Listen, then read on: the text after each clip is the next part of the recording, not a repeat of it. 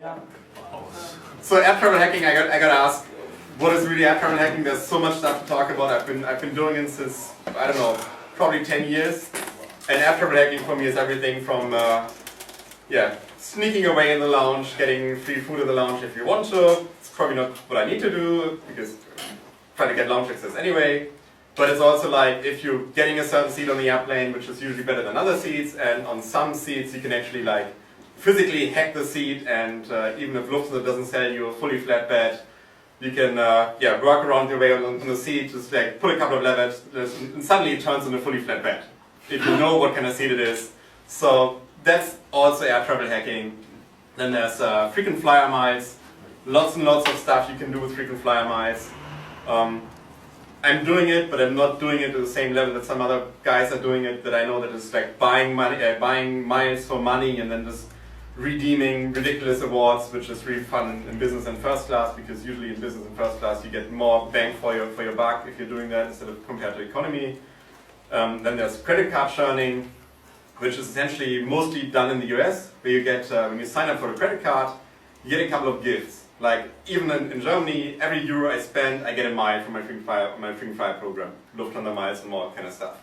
In the US, when you sign up for a credit card, sometimes you get 50,000 miles. You do that twice, and suddenly you have a free ticket, business class, US to Europe and back. So just for signing up for a free credit card, sometimes there's some deals involved. You have to spend some money, that kind of stuff. And then you have to like terminate the contract, and then there's like people that are doing like 10, 15 credit cards at the same time, and watching like their credit cards go. So that's not what I'm going to talk about, but I'm more going to talk about finding cheap fares, how to get around, getting on a flight but not paying as much as the airlines probably want you to pay for the flight, and in general just like finding cheaper fares. Bit about myself. I've done voice over IP stuff since 2003, built freenet.de, the voice over IP service that we had there. Was pretty nice. Now I'm working since almost 2 years with a small startup in Hamburg doing quality management for voice over IP, looking at all those nice kind of small RTP packets, like 10 million packets a second. You build RTP streams, do quality assessment, and try to sell that to tier 1 carriers, which is apparently working pretty well for us right now. In my spare time, I'm a travel addict. So I should have updated this because now I'm more close to like 600 flights and 29 times around the globe. Right, I'm doing like more than 100 flights a year. Only been denied entry to the US once, which is kind of nice. But I've done trips like Hamburg to New York on Saturday and back on Sunday, back into work Monday morning. No question asked. I'm doing that. If you want to see the flight maps, openflights.org is a pretty nice tool. Just like graph statistics on where you're actually flying. So that's, I'm an addict. As I said, airfare, how do we actually build an airfare? Like if an airline announces they're going to make a sale, what kind of rules are involved, how do we make the fare, how can we figure out, can I actually book this stuff, that kind of thing. How do the reservation systems work, how do we find bugs, and then I'm just going to show one interesting bug, which is usually dubbed the fuel dump, or sometimes the airfare. Should you at any point during the presentation have any questions, just pretty much ask, throw stuff at me, I don't care. We have the time. I'm gonna take more than now because I have 73 slides. Oh, you already have? Oh my gosh. You should throw stuff. So. Yeah. I gotta the marshmallows because before you start throwing bottles or anything, you better throw the marshmallows. Even though they are pink and they might look kind of funny on the video afterwards. Okay, so introduction. First of all, we have service classes. That's the kind of stuff you know. Economy, business first. Sometimes you have like products in the middle. That's essentially what's marketed to you as a customer. But internally, you have booking classes. It's dirt cheap economy, flexible economy, and all those different booking classes have different names. In general, F is for first class, C for business class, Y for like full fare economy, M is like also used for economy most of the time, but essentially the entire alphabet is used for different booking classes. Sometimes you can see stuff, if you for instance go on united.com, you can see this, and it kind of gives you an overview on how booked a certain flight is. And if you're trying to book a cheap ticket, you're looking like towards the right end if there are more seats available, if the numbers are higher. This means there's 9 seats available in full fare first class. So if you're willing to dish out lots of money, you can definitely get a seat in first class. Like discounted first class, if this was for instance like Lufthansa United, there's only 4 seats available. They're not selling 9 seats here just because they believe they just have to sell 4 seats on the discounted first class, and they would still be able to sell more expensive seats in first class. So they don't want customers to just grab the cheap seats and then fly the plane around all cheap seats. They want to make money. That's where they have different prices.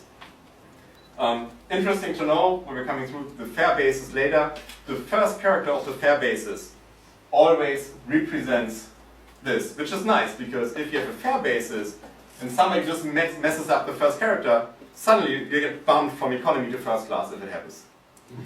Can happen, and it actually does happen.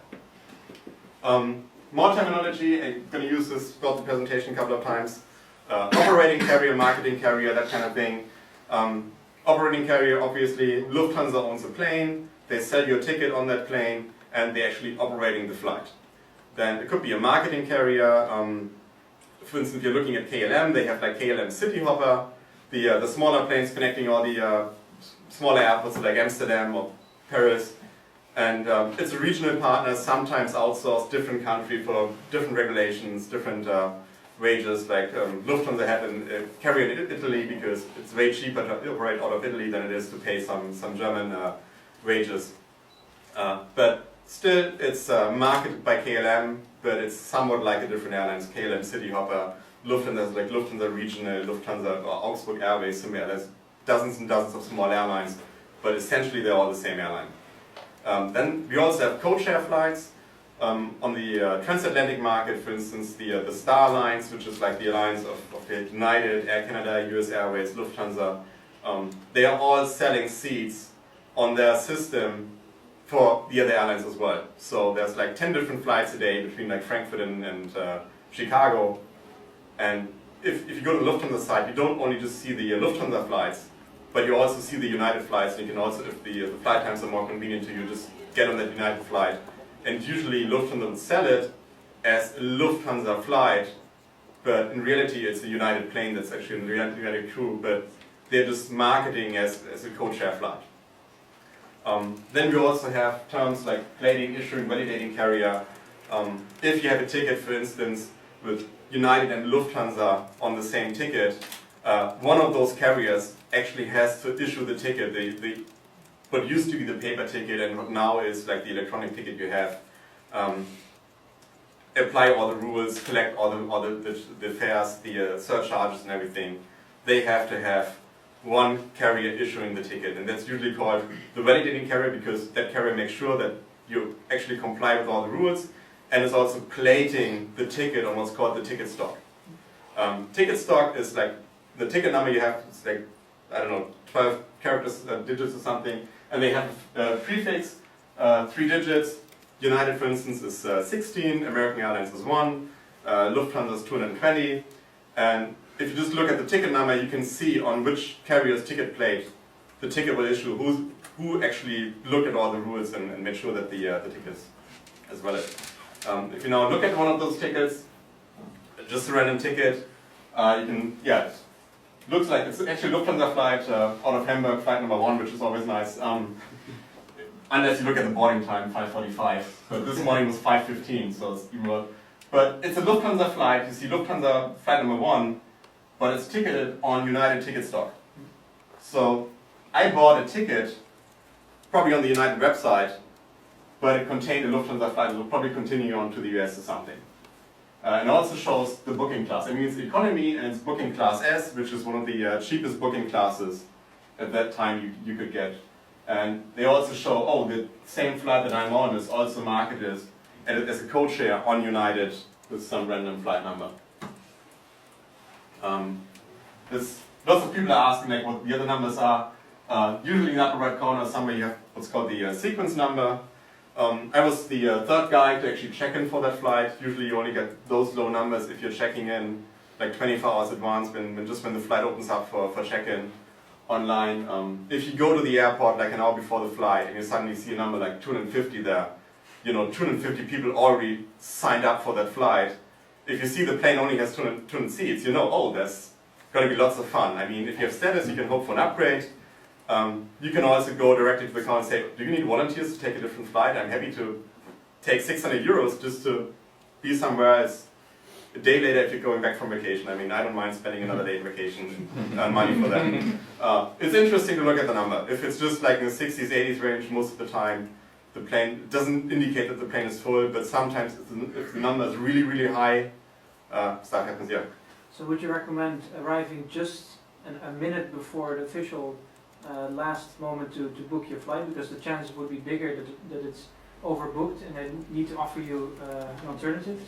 You probably don't mean booking, but like checking in for the flight? Yeah. Sorry, It probably doesn't apply because there's now really strict rules about who's getting the upgrade and who's offered. Like this shows, for instance, senator status, so which is like the second highest, or the highest star line status, but the second highest with Lufthansa.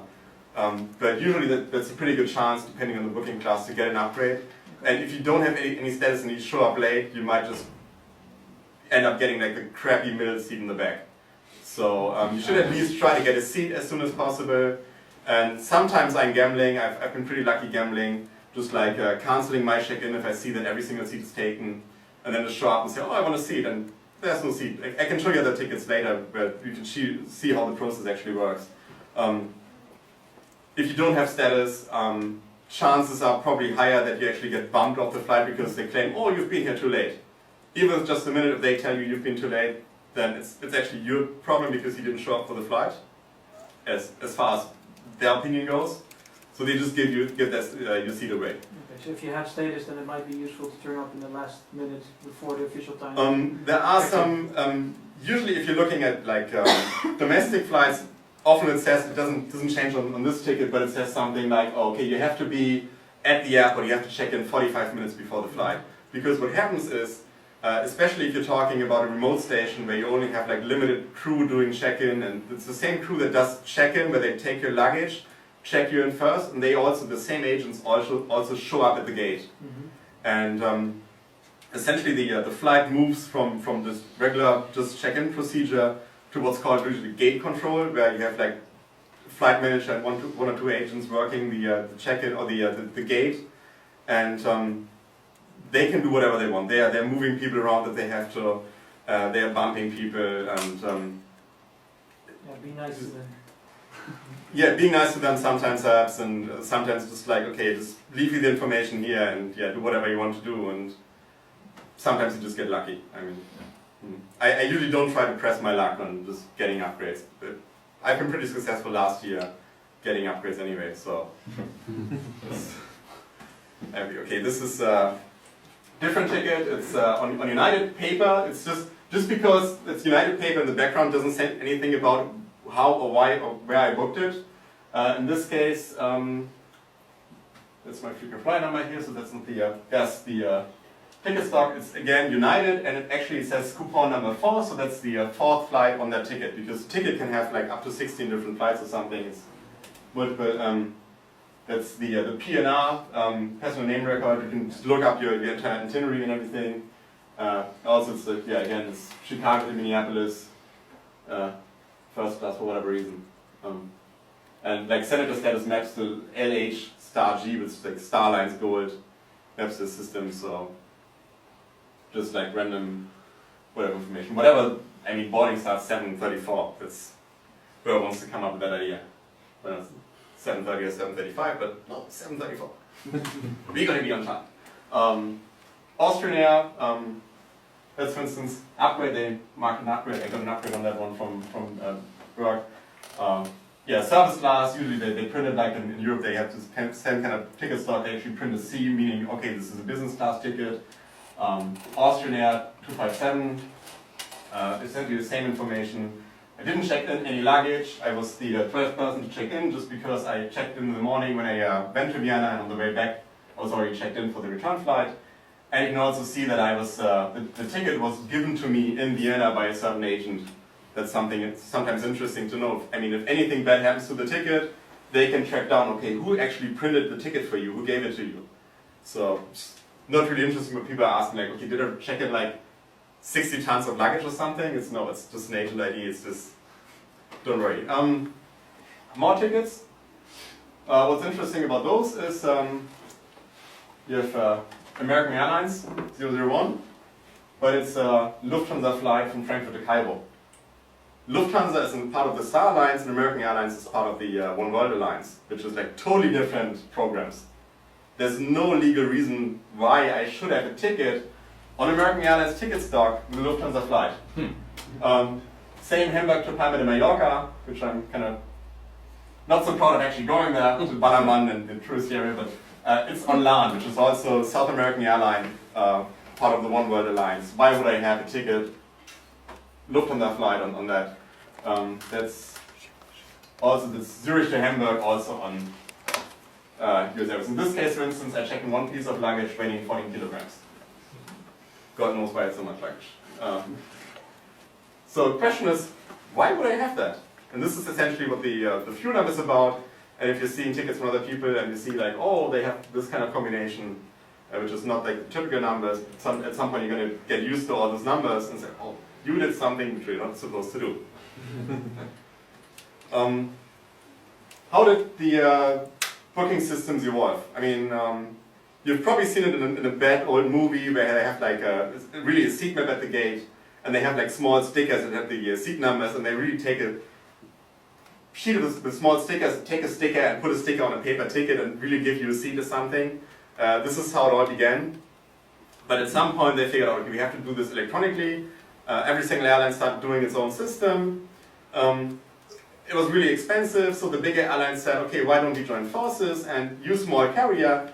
You can migrate into my system, and if a travel agent then looks up a flight, somehow the program was a bit biased, and like on the first page it only showed like the flights of the carrier that operated the system, and tried to sell more flights on the main carrier, and wasn't really open-minded about what kind of flight it was offering. Not only the cheapest option or the best option, just somewhat biased to the owner of the system. Then the carriers agreed, okay, it's not a good idea to have this, let's still join forces, let's found companies that are kind of independent of all the airlines. They're still funded by the airlines, but just because the airlines are paying the money to take care of everything. Amadeus is probably the most commonly known system. They do lots and lots of air travel stuff. You can also book hotels, rental cars and everything, cruises, everything through them. WorldSpan, Galileo are also big. Depending on which airline you're booking your flights with, they might use a different system. And then there's also smaller, Sabre is actually not that small, but there's some like Asian, Japanese, Korean, smaller market systems which are only really important to the smallest, different markets. But now we have like big systems that have information for pretty much every single airline in one system. So you only have to work with one system to get all the information. Okay, how do we get to a fare? Probably you know the newsletters. I'm just taking examples from Lufthansa here. Every Tuesday, Wednesday, you get an email saying, "Oh, these are the offers that you can book this week." This is like presented in a way that actually an end customer would understand it. This is a PDF that would be sent out to the travel agencies day before, week before, essentially saying the same stuff on a technical level. They're saying this is from May this year. This is saying, okay, we're from May to June. We are selling tickets to all different sorts of destinations identified by the airport code for different base prices on Lufthansa tickets or Lufthansa or Austrian, different prices. These are the booking codes, all L and T. This is also the fare basis. So this is, you can go from essentially from Germany to all these destinations for this base price, but you also have to comply with all these rules. These are not all rules. This is just general basic rules that you usually have to comply with, like when can I travel, are there any blackout dates, how long do I have to stay, can I fly back the same day like on a business trip, or do I have to stay for a week? There's something called the Sunday rule, which usually is used to distinguish between business fares, where you're like flying out on Monday, flying back on Tuesday, and if you're not on business, usually you would be, or if you're not on a business trip, usually you would be home on the weekend. So if you imply a rule that you have to stay between Saturday and Sunday, from Saturday to Sunday morning, you eventually mask out most of the business travel, because most business travelers would try to be at home Saturday or Sunday. So if you make a rule that says you have to be on the road from Saturday to Sunday, you would only catch tourists. So if you apply a rule, this immediately makes it like a tourist fare. It's not tailored towards business customers unless business customers are gone for more than a week. So that's why they always have, or often have, those 6-day or Sunday rule paragraphs in there. So if you're a bit flexible in your travels and you're wondering why your ticket is so expensive, try to build in a stay from Saturday to Sunday. Often it does get a bit cheaper, just by staying a day extra or just flying out the day before. Does that. If I look at how the same fare that we had here is loaded in the system, I'm using a site called expertflyer.com. It's an easy way to look up inside the Amadeus reservation system on how this stuff looks. You have to pay for access. You can get some of the information for free. Also going to show that and show how to get that information. But I'm just paying like, I don't know, $8 a month or something just to get that information presented nicely because I'm using it daily. So I don't want to spend too much time looking on other sites of information. I just want to go there, have like nice bookmarks and stuff. So we can see that Lufthansa filed an airfare for the 229 euros from Frankfurt to Dubai, which we should find here. Where's Dubai? Oh, that's DXB interesting, 199 euros. It's different fare. Fine. Yeah. The LNPDE whatever fare. And essentially we find the same information here. The fare names both on Austrian and Lufthansa, booking class, price, and the same restrictions that were written out on the previous page on the right side, like when I'm allowed to fly, there's Sunday rules, the amount of days I have to purchase. And using that system I can also look up like which routes am I allowed to fly, what other rules do apply a bit more. For instance, routing rules. If I want to buy a ticket from Frankfurt to Dubai, obviously I can fly Frankfurt to Dubai, and this says it has to be on either Lufthansa, which is the obvious choice, Austrian, which doesn't fly itself but only has a code-share, or Brussels Airlines, which is also only a code-share. But I could also fly Frankfurt on Lufthansa to, for instance, Hamburg to Vienna, and Vienna to Dubai. So for the same price, I get more flights. If I know the rules, I have to pay like, I don't know, 2 euros here, 3 euros here for airport surcharges, but I can extend my routing and I might be able to squeeze in a nice trip like Frankfurt to Hamburg and then a couple of days later down to Vienna, stop in Vienna for a day or two and then off to Dubai, essentially for the same price. It really depends on the rules. Some other additional information like the same fare price, when it's valid, whatever, other kind of stuff. But these are the so-called routing rules, which we have to comply with and which we can use to our advantage to get more bang for our buck. The fare rules are pretty easy. And that's not even all. I guess we can look at notes. Lots and lots of text, which is actually passed by the system, and if the system makes mistakes, you can have fun with it. If it just says, okay, if some condition is given, then this all applies, and somehow that condition doesn't match for whatever reason, that certain block doesn't apply, and you can have fun. Technically, what does it say? As I said, you have blackout dates, minimum stay, permitted flights and carriers. Just because it says you can fly between Frankfurt and Dubai doesn't say that you can take any single carrier that's flying there, for instance, not Emirates. There might be some restrictions. Stopovers, are you actually allowed to stop over in Vienna or Hamburg on the way out? Can you get off the plane for a week, or do you have to directly connect? And how much money do I have to pay if I have to cancel my flight? Or if I want to make a change and make a change before or while I'm there. All those things are essentially written down in the fare rules, and usually you can just pull it up. But if you go to a regular booking site, even if it's just Expedia or something, or the carrier itself, usually you can just read it in written English, which is usually much easier. Some rules it also lists combinations. Can you combine the fare that we've just seen with other fares on the same ticket to make like a combination? There's something called add-ons, which is interesting, or end-on-end. End-on-end, for instance, is I have a fare from A to B, another fare from B to C, and for instance, I'm flying Frankfurt to Dubai, and I want to connect from Dubai to Mumbai and I have a different ticket, or the same ticket, different fare from Dubai to Mumbai, and I then can fly back. For instance, I need to do this if Lufthansa wouldn't publish a fare from Frankfurt to Mumbai. If I cannot get that, but I mean, obviously I can just connect in Dubai and just get on the plane, it works. So if that ticket allows me to add these add-ons, I can just essentially have two different fares, combine them on one ticket, and if I miss my connection in Dubai, it's simply because it's on one ticket, they have to get me on the next flight. So this is an add-on, this happens in the background, often you just don't see it. I believe I have a screenshot where it's actually visible that it did happen automatically. You don't have to worry about this, it's just normal. And then you also have add-ons. Add-ons is, I have ticket A to B and back to A, and I have this like a one-way ticket B to C. This becomes interesting afterwards as well, because you just, for now, just remember, add-ons permitted is a way to save money. Doesn't add anything if you're just flying Frankfurt, Dubai, return, doesn't do any changes to your ticket, but allows you to do some tricks. Taxes, fees. If you look at the ticket, I mean, often you see like, oh, I can fly for 99 euros, or the 199 euros to Dubai. You say, oh, that's dirt cheap, I want to do this. And then it's, okay, but you have to pay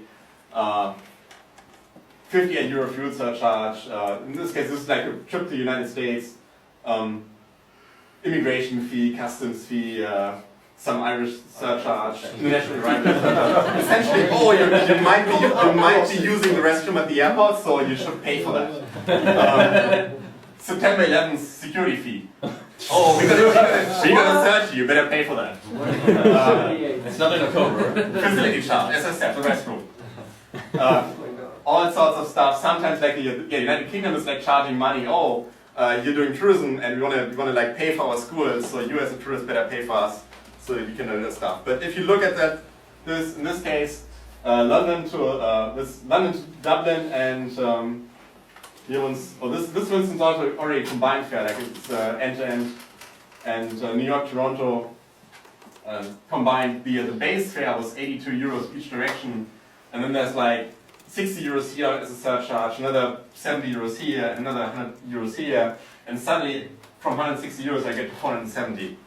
That's all like hidden surcharges. They're not really hidden, but you don't expect them to be there. So the goal essentially is to get rid of some of the surcharges.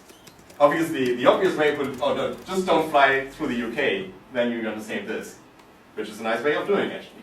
If you don't fly to the US, well, you don't have to. You can save the €1.78, but it doesn't give you anything if you want to go there. But I mean, not flying through the United Kingdom. Whoa! I mean, if I can just start, for instance, in Amsterdam or Vienna, and I don't have to pay that surcharge, I would save 70 euros. It might actually make sense to not start by end in the United Kingdom because I save that money. So something to look at. So when you're traveling and you don't have to really start in the United Kingdom, just see if you can start somewhere else, and it might actually be cheaper. Questions regarding this stuff or not? How do you get this information? Is this information based on the ticket? This is per ticket. So essentially, you would go through the booking process. Like you go on a regular booking site. I would just use Expedia, Orbitz, whatever. You just search. Okay, I want to go from A to B, and list you with all the options. You click on OK, select this fare. And it will display you like the fare conditions, cancellation, and everything. It already checked that you can actually take that fare because you're matching the blackout days, you're matching the right flight numbers and everything. Already checked that. But you can get these if you put it like, what are the taxes and fees? And usually it's like a pop-up and it kind of displays this information. This is taken from a site called matrix.itasoftware.com. The URL is in the slides as well, which is nice. You cannot book anything on it. But essentially it's a company that writes booking engines. For instance, the kayak booking engine, kayak.com booking engine is based on their engine. So they have like a demo site that you can use. You cannot book anything, but they have their own written language where you can apply like fare rules and different tricks to do some interesting searches, and they list all the different components, everything you have to pay. You can get lots and lots of information, and you can find it there. You can usually just go to kayak.com and just book it there. So how reliable is this information, this source? It's based on the global reservation system. Okay. The point is, you've seen all the text. Mm-hmm. If they make a mistake in the interpretation just because there's like if, else, whatever, and they make a mistake, it might be that they're showing something different, but essentially that's what we're looking for. But the information is pretty reliable. The problem is, if like updates are being pushed in the system, might be that you're seeing something which isn't there anymore because it just hasn't been flushed from a cache. But it is reliable. The name of the site of the company that provides the booking engines? That's matrix.itasoftware.com. ITA. ITA, yeah. It's in the slides in the appendix. Yeah. It's a great company. They recently got acquired by Google, and nobody's really knowing which direction it's going, and they're using everything is programmed in Lisp. But, but I mean, it's a great system. I use it. I love. I mean, people fear that it was going away when Google acquired it, but it's still there after like almost a year. So hopefully it's going to stay there for a while. What do low reservation systems look like? It's really hard to get like really good in-depth information on how this stuff works, and everybody is doing it differently.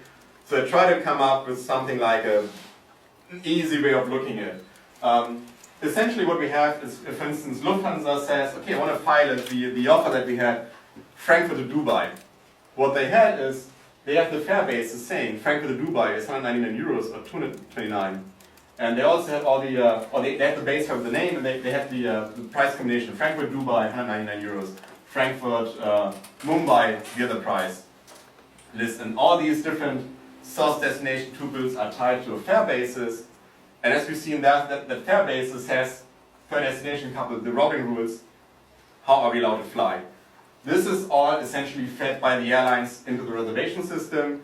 Usually, an airline wouldn't just directly feed it in the system, but they have like intermediaries, because we've seen this Amadeus, Galileo, Sabre, all the different systems. It's way too much work for them, so they usually have somebody else helping them, that's like sitting as a proxy in between here and pushing the information in different systems. And there's also back channels where they are getting information back, and they, for instance, can see if the competition filed a fare that is now like €1 cheaper than what they have in the system, they can like counter offer and just like, okay, lower the price, and there's way much more involved. But this is essentially what the airlines are doing, and they are loading all the data in the reservation system, the fare database. That's interesting to look at. The inventory that we've seen, the F for first class, C for business, every single flight is in the system for each particular day, like how many available seats are there. And once you book the ticket, you have the so-called PNR, the passenger name record. Essentially, what's your book ticket with all the information. If you, for instance, do like a Freedom of Information Act, and you try to look up all the information that the US DHS has on you, essentially you just get a copy of all the information they had on all the PNRs you had. Lots and lots of hidden stuff you usually don't see, like from which IP address did you come, what kind of web browser did you have, what kind of credit card did you use, all that kind of stuff. It's all stored in here in different fields. Depending on where you actually look at it, you can see some of it, but credit card IP address usually you don't see.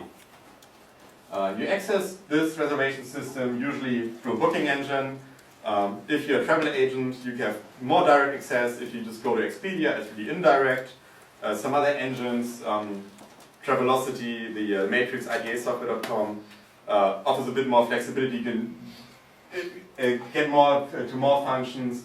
And for instance, expertfly.com essentially maps most of the queries you can do from a web page into the relevant GDS functions. That's understood? Yeah. Good. Now, how can we attack that? Obviously, what can go wrong? I mean, I can file the wrong price. It should have been 199 euros. It's 199. It's just I'm just missing a couple of digits. I mean, if there's a €1 fare instead of 100 euros. That can go wrong. There could be logical mistakes in the fare basis. It should have said, do not travel between Christmas and New Year, but it says, okay, you're allowed to travel, and suddenly you can get on cheaper fares, which you shouldn't be allowed to do. Wrong routing is kind of nice. It happened, or it does happen quite a lot. It's a bit harder to find, but imagine Lufthansa is flying, for instance, Jakarta to Singapore as an add-on flight that they have in Asia, and they have the traffic rights allowed to do that route. They are selling tickets on that route. But what if the routing rules don't really state that you're only supposed to fly that 1.5 hour flight, but instead you can fly Jakarta, Singapore, Frankfurt, Frankfurt, Singapore. Suddenly, I mean, suddenly 400 euros for a first class ticket doesn't sound like a bad deal, because you're spending 2 days on a plane in first class, and yeah. Relaxed goals. I've been on lots and lots of those tickets where you could have gone on a direct flight or non-stop flight between two cities, but they didn't enforce it. So instead you just picked like 8 different airports on the way and just said, hey, take the scenic route. If you're intercollecting frequent flyer miles, you have to rebuild your status or something. That really helps. There was a $150 fare that I jumped on between Minneapolis and Spokane. There's like 1 daily flight, and you were supposed to take that. Instead, I connected in Minneapolis, Chicago, Charlotte, Phoenix, San Francisco, Seattle, Spokane. Washington, somewhere close to Seattle. And then essentially the same way back as for $150 in first class. Wow. Going further down, talking about the point of sale. Lufthansa, for instance, knows that most of their customers are coming from like Germany. If they are trying to sell tickets for inter-German flights, they know German business guys are going to pay whatever they have to pay to just get on the flight because they want to fly Lufthansa. But if they want to convince somebody from the US to get on the flight, it probably has to be a bit cheaper. So it might be that the same ticket in the US is just cheaper than it is in Europe because they have different inventory. So you can tweak a bit. It always pays off to not just look only at your usual travel site you would go to, but for instance, okay, what would happen if I buy this ticket in Australia? Might get cheaper. Or yes, KLM is pretty nice. If you have KLM tickets, they have like their European offers that are running like every couple of weeks. They say like 150 euros for pretty much any airport in Europe to any other airport if you're connecting in Amsterdam, and it's pretty cheap. But usually you don't get seats. Well, just go to KLM in the US or Orbitz or XP in the United States and see what they are charging. Sometimes you just get the same, you get the same flights but way cheaper. So that's interesting, but that's not covered in this. And then booking engines. I mean, how many problems can be seen on websites? Everything, so much stuff that can go wrong. PHP, Ruby on Rails, I don't care. Stuff can go wrong. So how would we attack this? I mean, this is kind of complicated, and it's actually behind like 2 different layers of kind of protection. So the obvious way to exploit this is find bugs in booking engines. Well, this is what I've done. The first time I did it was probably like 4 years ago. There's a company called SkyTours. I just started looking, like getting those like screen scraping, which is kind of semi-legal. In Germany, it's like, okay, let's see what I can do, how easy it is. Look at this, and it's like, okay, it's nice website. I can select different flights. It shows me different options. It shows code shares.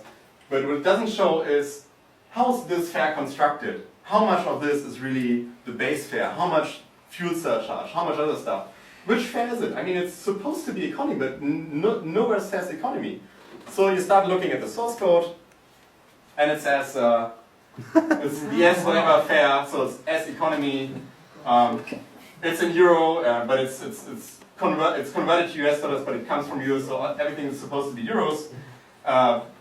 Conversion rates, all sorts of stuff. But it's on client side. It's hello. Okay, You're not supposed to see that. You don't see it, but I mean, you have like nice little Firebug icon on your Firefox, and suddenly, oh look, $50. I made screenshots. I told SkyTours about this like 4 years ago. Said, look, this is broken. Like, yeah, well, we don't see it. And at some point, we started. Okay, what? I mean, I just picked up a nice flight, Frankfurt to Singapore, and Singapore Airlines. Like, okay, I'm willing to pay like probably $1,000 for business class. It's a nice price. I would honestly pay that. And then, yeah, did this and it's like, okay, if it doesn't work, I mail them. If it does work, I mail them. So didn't care. I bought it. They charged my credit card. I got my ticket. I could select my food. I could select my seat and everything. Everything was working. Like, okay, that's nice.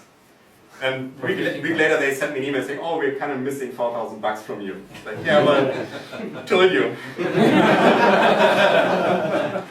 So you might get away if you're just modifying it a bit, but I mean, I wouldn't do it. And they caught it when they were missing $4,000. That might be different if you're not doing it that way. But this is still alive. Even 4 years afterwards, it's still alive. Just did this. I mean, this is for August 2011. Just before Hack in the Box.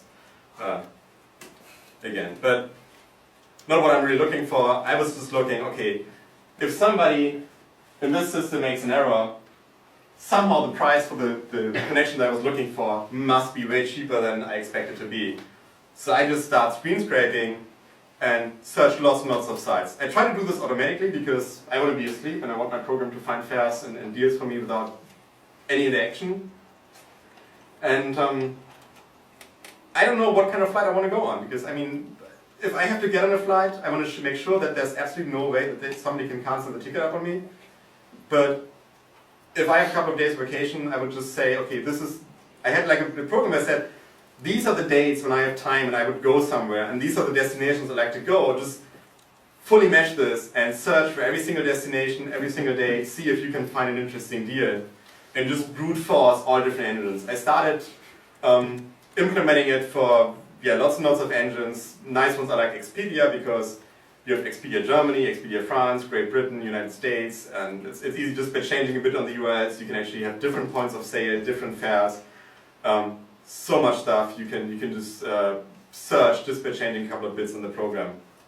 I did that with the Perl module. As I said, huge site, Expedia orbits, because if something goes wrong and they issue you a ticket where they are missing $500, most likely they say, oh, it's our mistake, you go fly. But I mean, if you're doing that on a small travel agent and you have like an apprentice working in the travel agency and he made a mistake for $500, he's gonna fight as much as he can to get those $500 he's missing, because it's probably coming out of his own pocket. So go after the big sites, because usually they're way better at dealing with this. Then I figured, okay, why should I actually search Expedia and everybody on my own? I could just go to meta search engines. Kayak.com, Vayama.com, Idealo.de. There's so many different sites that are actually looking at all the different sites to begin with. So I just search those. Usually they have like Ajax and dynamic stuff, which makes it a bit more complicated, but the Perl module is pretty good.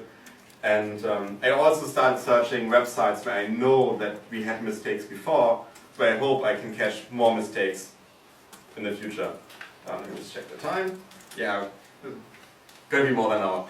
We can take the other hour we just resaved. Yeah. anyway, I did it for better part of a year, but it ended up like Expedia, for instance. They are updating their software pretty much once a week, but they're not updating every different country, every point of sale the same week. But it's like, oh, this week we're doing the US. Then Germany is essentially usually most of the time the same week, and the French side is like, oh, it's going to take them at least 2 months to get it updated. And suddenly, instead of like having one piece of code that can deal with like 10 different Expedia sites, you start having like multiple versions for different countries, and it's really, sometimes you find interesting stuff, but usually you have to write the code to actually look for bugs that you already know about, so it doesn't yield the results that I wanted to have it. So. Screen scraping might be legal, it's lots and lots of work, so what they think, okay, let's just go and find the human errors and go up in the global reservation systems and find something more interesting and get around the booking engines. So if we look at the reservation systems, what kind of errors would we expect? Usually there's something that's called the community error fares or mistake fares. Somebody wanted to type $1,100, it was typed in $110, so that's like 90% savings right there. As I said, relaxed routing, you're supposed to take the direct flight, but nobody prevents you from taking a more scenic route. Combinations of flights, like the add-ons, that kind of stuff. Lots and lots of stuff that can go wrong. It's really, really hard to talk about everything that you can do. There's currently, like this week, there's what's called we'll come to that later, an open jaw way of saving fuel. Essentially, it's like transatlantic flights to the US for €200 that you can currently do. It's really easy, but it's not covered in this because in this one I'm really just covering one mistake. How would you rate if something is a mistake or something is a good fare. Just as you would do with your supermarket, where you say, okay, I'm just tracking beer prices. If a beer is like €1 per can every single week and suddenly it's 70 cents, oh, that's cheap. So you start inventing metrics for fares or for travel. What is cheap, what is not cheap, what's the difference? And in the frequent flyer community, usually it's cent per mile. You look at how much money do I have to spend to travel a single mile, because if you're collecting frequent flyer miles, miles are worth money, and if you have a metric that really relates directly to the money per distance, that comes in really handy. So cents per mile, it's pretty easy. Frankfurt JFK direct route, I mean, it doesn't take into account that you might take the scenic route through Asia. 3,800 miles, base fare is $80, so essentially you're paying 2 cents per mile on the base fare. 2 cents per mile is pretty nice for economy. If you're looking at websites, they have like the references like FlyerTalk, milepoint.com. They most of the time quote the cent per mile even in the subject of the thread or something, just so that you know if it's good or it's bad. But sometimes they're factoring like frequent flyer bonus miles they're just factoring in the base fare. Might be different routings involved, and or taxes, no taxes. So just because the value is really low doesn't really mean it's low for you. It's just for some random corner case where somebody else could fly, it might be low. So as good as the KPI is, or the metric, it's not perfect. But cents per mile is a really good way. So if you start searching for fares automatically, you just calculate cents per mile and then figure out if it's good or not, and if you should have a second look at something. How would you decrease the cent per mile cost? Well, obviously if I can fly more, because I'm not just flying Frankfurt to Dubai directly, but I'm connecting like Frankfurt and Zurich, I get more money and I fly more miles, or I get more miles, I fly more miles, but I'm still paying the same amount of money, so the CPM value goes down. What happened in a different, that's kind of broken. This one's broken. There was a deal from British Airways where they wanted to increase the fare from, it's two different ones. They wanted to increase the fare by $40, and instead of increasing by $40, they set it to $40. It was like a business class fare between like, it was New York, London to India and back. Whoa. For $40 base fare, it ended up being like $500 including all the taxes. Well, but for business class, that's not bad. And two tickets to India. British Airways actually made the news not just because they made the mistake, that happens pretty much daily, but just because they said, okay, we're not going to honor this. We're going to cancel all the tickets. Whoa. And it's, I mean, you can take a lawyer. I would usually just say, I mean, in the last couple of weeks, I had 2 hotel deals cancelled up on me. I had a suite in the Hilton in New York for like $30 over New Year's Eve. They said, oh, it was supposed to be like $400. I said, yeah, I can understand. They give you travel credit towards the next day, so it's not bad. And another trip where they said, okay, this is like 75% rebate, you're not supposed to get this. Or another flight, and it's like, okay, this. Sometimes you win, sometimes you lose. I don't care. But there's some people that actually take their lawyer out and just say, okay, start suing airlines. Doesn't make any sense from my point of view. So what I did is essentially the same. I used trust my Perl module. Look for a website where I can get access to reservation system, at least parts of reservation system for free. I can say a small round, it's Travelocity. Easy to find. If you look for it, you can just get lots and lots of information on the website that you won't be able to get on like Expedia, Orbitz, on other sites. It's interesting. If you want to figure out where to get information, there's a tool called the KDS tool. It's a couple of guys, they're selling a tool that is essentially just screen scraping free sources on the web for essentially the same information. They're presenting in a nice way, but they are charging money for that tool. So what you can probably do is you can just get a demo account for that tool, or first read about how they're behaving, what they're doing, because from my point of view they're selling free information for money. But if you want, you can just fire up TCP dump and look what their tool is doing, and just go to the same website, because they are not paying access for money for their access, and you can get it for free. You don't have to pay them if you don't want to. If you want to use it, use it. If you want to spend money, probably, in my opinion, go to expertfly.com. It's like $99 a year. It's totally worth it. Direct access to booking engines, like building up your own travel agency, gets kind of expensive, especially if you're paying per query. Like every time you're querying, it costs you money. If you're doing like I'm doing sometimes 20,000 queries a day, even if it's just a cent, I mean, you don't have any travel money left once you found something, because it's just too expensive. To calculate the cents per mile, just to get the distance, I'm using a great tool called Great Circle Mapper. It's the standard tool to find like where routes are going and all that kind of stuff. And I'm also using a database to like have comparable data. Like okay, like in a supermarket example, like the beer usually is one euro per can, and this week is 70 cents. So oh, I should alarm because it just got way much cheaper. I use SQLite just because it's easy, it's cheap. I can just move it around between different boxes. I had to do what's called area mapping. Airports are like in different areas: Europe, America, South America, Africa, Asia. Sometimes some fares look a bit misleading if they are within the same area. For instance, fares between Amsterdam and Hamburg, it's such a short flight. The cent per mile value on such a short flight doesn't really reflect the value. So sometimes I try to filter out like intra-European flights just to get the interesting stuff and filter out all the noise that's in there. For that, I have to have a mapping between airport names and the area or the continent they're in. I also need the distance, which can easily go through get from the Great Circle Map. I just have to do the query once and then store it in the database and then reuse it wherever I want. I want to have a database like the best price per route, like you have for your beer can in a supermarket. If you're like querying multiple supermarkets, what's the cheapest supermarket you go to if you just want to get this type of beer? And I also have, just because I can, a raw listing of all the fares that I've searched, but it's gotten way too many rows. I have like 65 million entries, and I look like an SQLite database doesn't perform.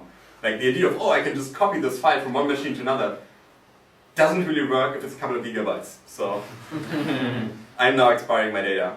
If you want to have the source code, it's on the website. And the benefit of having SQLite is if you have a graphical client, you can do all sorts of nice queries. Back in that day, I only had 6 million entries because it wasn't doing all the entries. Essentially, you have like all the different sources, Edinburgh, all the different airports, fare bases, airline, price, economy, travel months, all that kind of stuff. And it's a nice tool for SQLite databases. In SQL, you can do all sorts of interesting queries and just show whatever you want to see. Unfortunately, it's gotten so large that on my laptop I can't do it anymore because the database got too big. What did I find using that? I found an interesting fare from San Francisco to New York to Casablanca to Abu Dhabi and back. If you look at all the prices, it's this is like 1,650, 1,860, 8,000 something, 11,000. These are really expensive, and suddenly 170 euros, 170 US dollars. And Wow. oh, if I compare to other destinations, like the Q fare is usually more expensive than K. It should be in the middle of these, in between those. So obviously somebody is missing a digit here. This has been loaded. Can I see it everywhere? November 4th. No. No, April 16th. April, September. Yeah. It has been updated, so nobody dared to change it. It's really hard to get availability because you have to fly Delta Airlines at least to Casablanca, and then there's either Royal Air Moroccan or Etihad, which is pretty nice. But it's still there. I just checked a couple of days. You can still book it if you want. $170 plus some taxes for the return. Kind of interesting routing. So that's the kind of stuff you can just search and find just by looking at the cents per mile cost.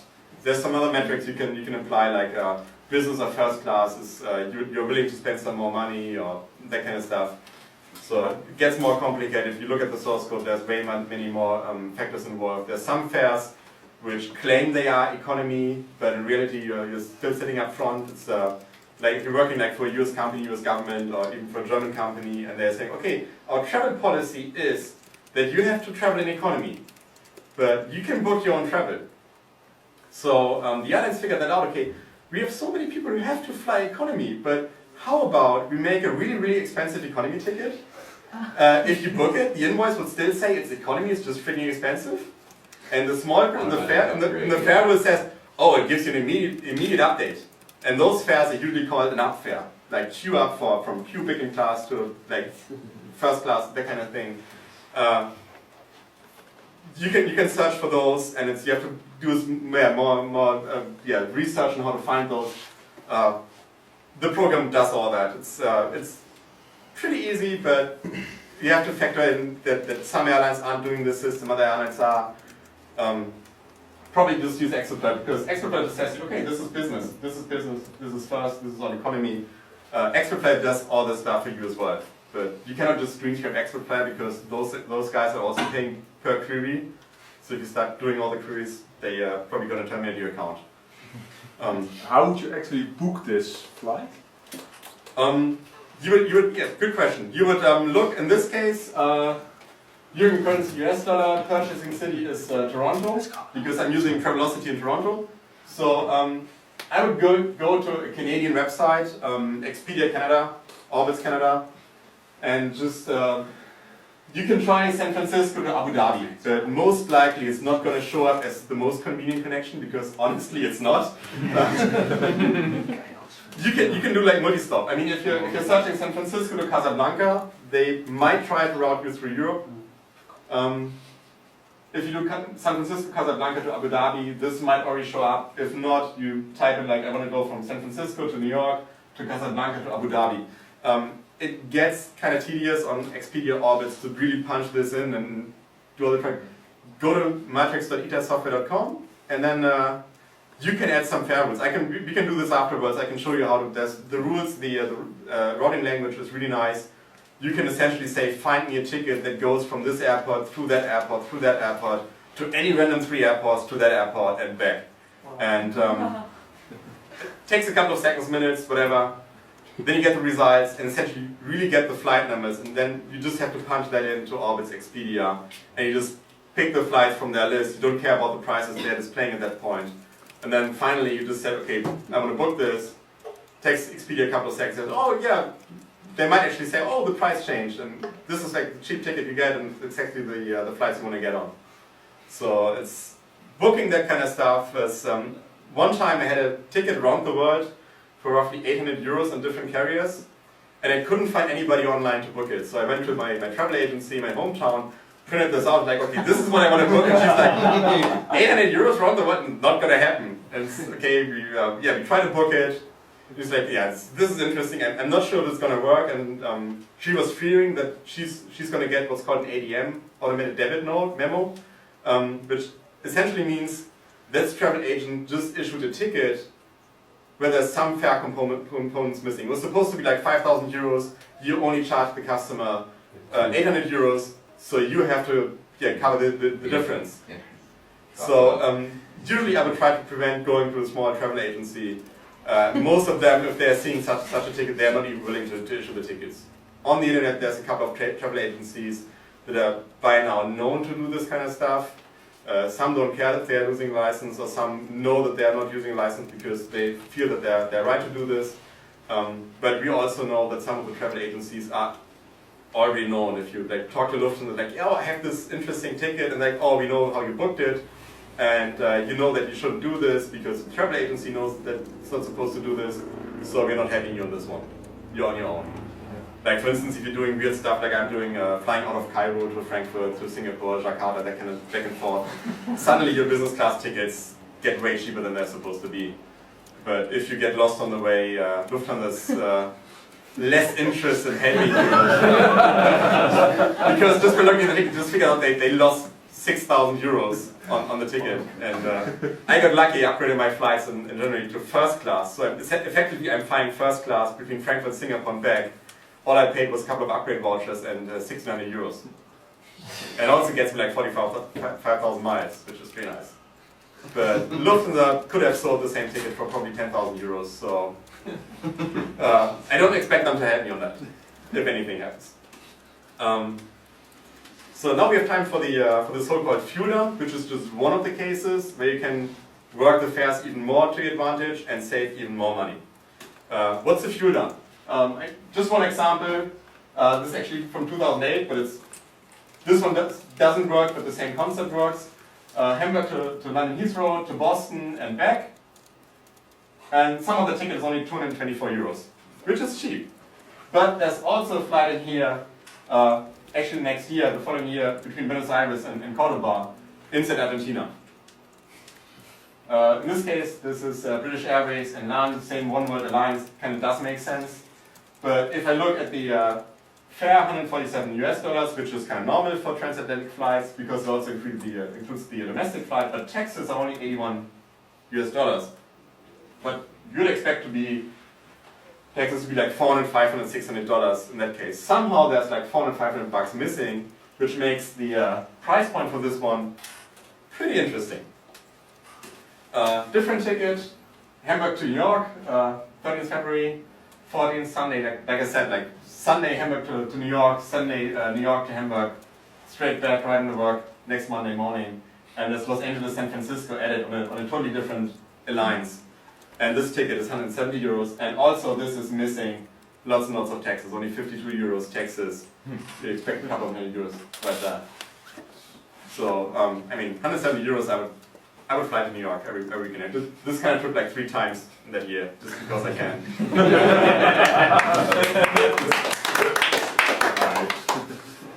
So the fuel dump is essentially using an additional flight that you don't necessarily have to take to somehow make the booking engine, in this case it's Expedia France, forget about some of the fuel.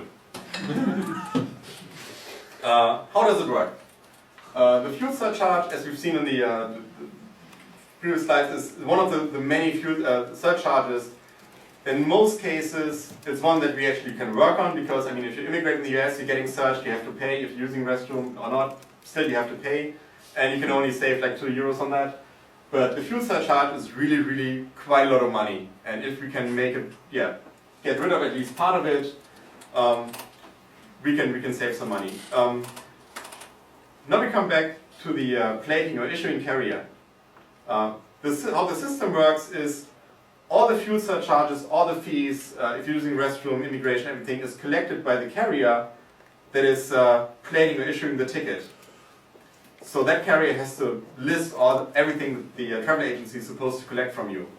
If your ticket contains 2 different fare bases, like we've shown before with the add-ons, like one, in this case, Continental ticket and one fare basis and one American Airlines fare basis, it could be that if the ticket is ticketed on or plated by American Airlines or validated by American Airlines, is that American Airlines has to collect surcharges from this part of the ticket. If they don't know how to do this, well, they're not charging you. This is exactly what's happening. in this way, it is that Continental Airlines, back in those days, couldn't play tickets which involved American Airlines, but American Airlines could issue tickets which involved parts of Continental. So this automatically means if you're on Expedia, at an American Airlines flight, the ticket would always be issued on American Airlines ticket stock. And American Airlines, back in those days, didn't know anything about fuel surcharge, because the way they constructed their fares is that everything was part of this base fare, and they never had the fuel surcharge. So essentially the idea is, I just call it forgetful carrier. They just forget to collect some of the surcharges. And American Airlines is pretty good at this and still is today. The perfect example of how this worked was if you're going to London Heathrow at the airport, they have like different ticket counters where you can buy tickets. You can buy a ticket on British Airways. It would contain base fare, fuel surcharge, all the other fuel surcharges. But you can also go to the American Airlines ticket next door, and they would have a code share on the British Airways flight, and you go, I want a ticket on that flight. And they would issue you the same ticket, but because they didn't know anything about the fuel surcharge, they wouldn't collect it. You get the same seat on the same flight, just ticketed on American Airlines stock instead of British Airways, and you never paid the fuel surcharge. Unfortunately, that got changed. I never had the chance to use it myself because I'm not living in the area, but it worked pretty well for lots and lots of people. Now it gets more complicated. The only way that I'm going to talk about is what's usually referred to as the third strike, which is an add-on flight.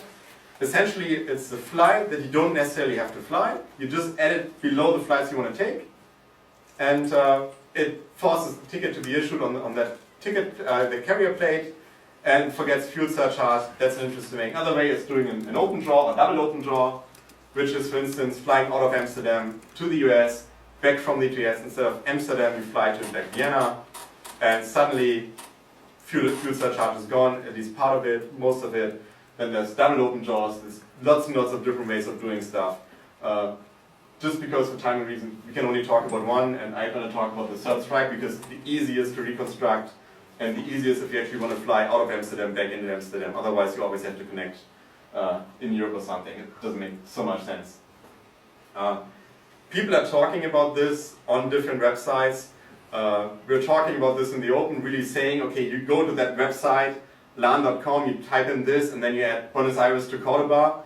And all that happened is that lots and lots of websites copied exactly the same information and killed the deals for all of us. So people started talking about it a bit more hidden, like C1, C2, this is continent, United States to Europe for round trip with whatever. 13 miler is a keyword for certain so-called third strike flight. One of the flights you would add here at the bottom, LA to San Francisco is one third strike. Buenos Aires to Cordoba was one of the most famous ones. Cable Beach, I mean, you just refer to that, and then most people that are really interested figure out, okay, what is Cable Beach? Oh, it could be Bahamas, and okay, what kind of flights can we find on the Bahamas or from like Florida to the Bahamas, which are really cheap? You start looking and you figure that out, and then suddenly everybody in the community is using Cable Beach as the code word for that certain flight that you just have to add to make things happen, or Windy City to Steelers. Chicago, Pittsburgh. Yeah, you know. I knew Chicago. Yeah. It's pretty easy. Like there's lots and lots of keywords. It's pineapple boat. It's guess Inter Island hop in Hawaii. exactly. Just for the fun of it, open draw unfortunately doesn't match. Put on the button. It's one way. It's, I mean, 138 euros plus 44 euros taxes gives you a transatlantic flight for 183 euros. Instead of starting in Hamburg, I started in Brussels. I just had to get to Brussels, and then lots and lots of connecting flights, just collecting miles, and it turns out like this is a sale fare, so this just means the base fare was really really low, and unfortunately it doesn't really fit on the slide. I should have fixed this, but we cannot talk about this just for timing. Third strike, as I said, you add additional ticket to your flight just so that the ticket is issued on the wrong ticket stock that forgets the fuel surcharge. Two parts are needed. First of all, you need to find this third strike, which is a really, really cheap flight, usually in a small carrier that doesn't know anything about interlining, like how to collect surcharges for somebody else, and it's like, how's that small Caribbean carrier supposed to know how to send money to American Airlines if they're collecting fuel surcharges for them or something? The smaller the carrier, the better they are. You have to find a suitable third strike flight that's available, and you also have to find a good base fare that you want to fly on, for instance, Europe to the United States and back, that actually allows you to combine it, like the add-ons permitted that we've previously seen, to actually add on that third ticket. How would you do this? For instance, the pineapple poke, where can I find cheap flights? Hawaii, there's a couple of small islands. This is metrics.itasoftware.com. You just say, okay, departing from, and then there's a button that's sitting here, and you say, okay, please show me nearby airports. I'm willing to fly out of nearby airports. And you just increase the range for nearby, like 300 miles. And it adds lots and lots of airports. And then as a destination, you have an airport which is nearby. You also do the same stuff, 300 miles, add all the airports, press OK. Kind of random dates, press search. You get this, and then, oh gosh, I've messed up. But still, you find, oh, 43 euros, flight, interesting, but does show euros, which is bad, so switch to US dollars and say, okay, 59 US dollars at that point was less than 43 euros, and it actually shows a couple of different flights because some of the airlines don't sell tickets in Germany. Because previously, on this one, I selected a sales city, Germany. Some airlines are not selling tickets, which like, is different. See, the ordering is a bit different. You see that there's small change depending on where you're actually issuing the ticket. But now we have lots and lots of kind of cheap flights. They're not perfectly cheap. Like $39 is probably the cheapest you would ever see. but 59 bucks is pretty okay. You know that from where to where, you just look at the fare rules on ITA, so you just click on the fare and you just see, okay, does it allow add-ons? Okay, does it allow, okay, let's use this. So we found a third strike. How do we now find the base fare that we want to look at? Yeah, well, heck, I've got my tool. It already shows me a list of lots and lots of interesting flights. For instance, this is a listing like the date when it founded, from LA to Tokyo on all sorts of different airlines. You can actually see that Delta Airlines also meshed like try to mesh the same fare up here. And you can also see it's Canadian dollars in this case, and it's 2.5 to 3 cents per mile, which is not too bad. On the website, I can look a flight up. LA to Tokyo matches all the rules. It's issued in K, which is a good indication that it's actually one of these fares. And if I add it all up, it's $788 US. If I close at it, I can actually see these are the fare bases that we've seen. Actually, it's two different ones, but it's LA to Tokyo that we've seen. It's pretty much like half of this one on one side, and the other one was probably this one. You see like this one. Because in the rules, you can just click on rules and you will see the rules. In the rules it says you can like split this fare in half if you combine it with another valid fare. So you can just like take one route or one rule for the outbound, another one for the inbound. All sorts of surcharges, immigration, customs, whatever, your restroom surcharge, 9/11 surcharge, and fuel surcharge, almost $600 US. Is this also from ITA? This is ITA output, yeah. You would get the same output on Expedia. If you like click on fare routes, usually you see a pop-up showing the same information, but the formatting they have is the best you can get if you're not paying money, especially because you just click on rules and see if you're breaking any rules or if what else you can do without breaking the rules. So ITA software, got the link in the back, is probably the best to use. I'm just wondering if I missed anything. Don't call the airlines. Yeah, how would you how would you book it? I mean, yeah, you find your fare, you go to Orbitz and Expedia, you add your third strike, you issue the ticket, everything is fine, and you don't have to fly that last flight. But I've seen some guys who are like, okay, I want to get those 39 bucks back. And I call them, and suddenly, like, oh yeah, we made a mistake. You can get the 39 bucks back, but suddenly you owe us $400 US. Doesn't always work. Don't always use the same dates everybody else is using. Like if you see net where somebody uses a third strike on a certain day, probably take a different one. Everybody was using those Buenos Aires to Cordoba fares, and I imagine there was like LAN, the airline must have been pretty happy, like, oh, there's like thousands of people booking those tickets. And we're in the money. Yeah, and like, oh, we should get a bigger plane, and just like, yeah, so many customers, we sell more seats, and then nobody shows up. Must be weird. Yeah, just choose random dates, just because they're always overbooking, and if it's just one customer showing up, it's not too bad. But let's continue on this one. We've seen, okay, there's $600 potential that we can save. So we do the math. We had our third strike. Like regular, it's 128 base fare that we've seen, a couple of surcharges. But the big ticket item is the fuel surcharge. If, in theory, we can save all that, we should get down to $300. But instead, we have to add the third strike. And I just said, well, 59 bucks we've seen, plus a couple of taxes because we might be using restroom on Hawaii actually twice. So still 60% saving. That's what we can probably hope for. Now let's do it. LA to Tokyo, Tokyo to LA, actually different airport. Nice new, brand new route. Haneda is like the old airport that they now open up again for international flights. It books in K because we already know from ITA that at most days the K fare is available. We added another flight, in this case, I have another one, close to Guam, small flight, also on Continental, that I added. Previously we've seen 128 bucks as base fare, so there's another like 60 bucks or 50 bucks for this flight added here, plus some $300 US taxes. gets us to 483 total instead of the 800 that we had before. So there's already some saving, but somehow there's still some money missing in here. So we didn't dump all the fuel, as everybody would say. So let's do something different. Let's try a different one. Suddenly the base fare increased, but we're saving on taxes, gets us down to 400, which is essentially 50% of what the flight was supposed to be. The flight that I added, I masked this out. It's, if you look at the logo, it's really easy to find.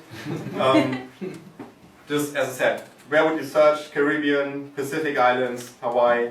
Just guess from what the that airline is. We can take this offline. It's easy to find. Suddenly you've got the ticket for $400. I mean, this is what essentially fuel dumps are all about. Now we had the fuel dump, but let's look at the routing rules, because if you're looking at this, you're just flying LA to Tokyo, Tokyo to LA, straight back, but what about taking a different route? I mean, this says we can fly LA to Honolulu, to all sorts of small islands on Hawaii, back to Honolulu, to Guam, through some Asian cities, off to Tokyo. Nice little fact, at that time, you could actually get on the brand new ANA 787 Dreamliner that was being test run into Japan on that fare, because this allows you. Yeah. So where can we read more about how to interpret this data? I would use Expert Flyer. It's pretty easy to read. If it's a dash, it means it's a connection. If it's like a slash, it means either or. So it's either whatever, all small island airports on Hawaii. Just take one of those. Whereas a really easy one, like LA to Hawaii, Honolulu, that's a connection either on Continental or United Airlines. Oh, okay, so slash, okay, check. Yeah, okay, check. I see it now. So dash is really connection, and slash is an option A or B or C or whatever that's all in there. Okay. Good. Also on Flyer Talk, MilePoint, all the links are in back. It's pretty much everything is explained. Okay, cool. Yeah, well, so what you do is you had like a stop in this case. That's San Francisco to Osaka, and then Haneda. And you can also get them a 787. And essentially that's like $30 more, just because you might be using the restroom and that kind of stuff in different airports. So what we did, instead of paying $800 for the direct flight, you can add like Honolulu and Osaka on the same trip, and only pay like $400, which is pretty nice. Yeah, downsides. Obviously, the airlines might be figuring out what you're doing. I mean, if everybody's talking about this in the open, airlines might figure out that they're actually losing quite a lot of money, because every single ticket that's sold on this, they might lose $400. They might not know that they're losing it, but still they're losing it. As I said, small travel agencies might get caught, and even the big ones. Some might at some point lose the license, but somebody has to pay the difference. If I, as a customer, at least in Germany, have a binding contract, if they got the money from my credit card, I'm supposed to be able to fly on that ticket if they made a mistake. There might be lawsuits, but usually the bigger Expedia, the bigger sites, they're just covering up the difference, and I can still fly. But smaller travel agencies, don't do it, please. They might cancel your ticket. It's called a third strike. Not without, just please, in theory, you could also put the third strike in the front. You can first fly it, but if you don't show up for that flight, they would cancel the rest of your ticket. So usually you just add it at the end of your ticket and don't care for it. You might check in. If you check in a couple hours before, they might call for your name at the airport, and you might delay the flight even if you're not there. So don't try to get the miles. It's probably not worth it. And obviously you get the best savings if the fuel surcharge is really high, which is, for us, it's pretty good, because between Europe and the US, there's lots and lots of savings to be had, but Europe to Asia, it's a bit worse. There's the fuel surcharge is often included in the base fare, or the fuel surcharge is way lower for whatever reason. What else can we do? Unfortunately, this also has, because the PDF, also the solution in there, didn't get it to me. There's a fare, for instance, between Europe and United States, and the fare rules have something like this. If you buy this ticket in the US, then your fuel surcharge would be $150. If you buy this in Europe, it's 100 euros. What would you do? I mean, $150 is more than 100 euros, so you would probably say, okay, I gotta issue it in Europe, But what if, or else, you just buy it in Japan? You're neither paying 150 bucks nor 100 euros, so works for some KLM fairs, especially nice for those here in Amsterdam, Netherlands. Just try, KLM has like a Japanese website, you can just do the regular search, just upper right corner, just go Japan, research, and if it's cheaper, just buy it in Japan.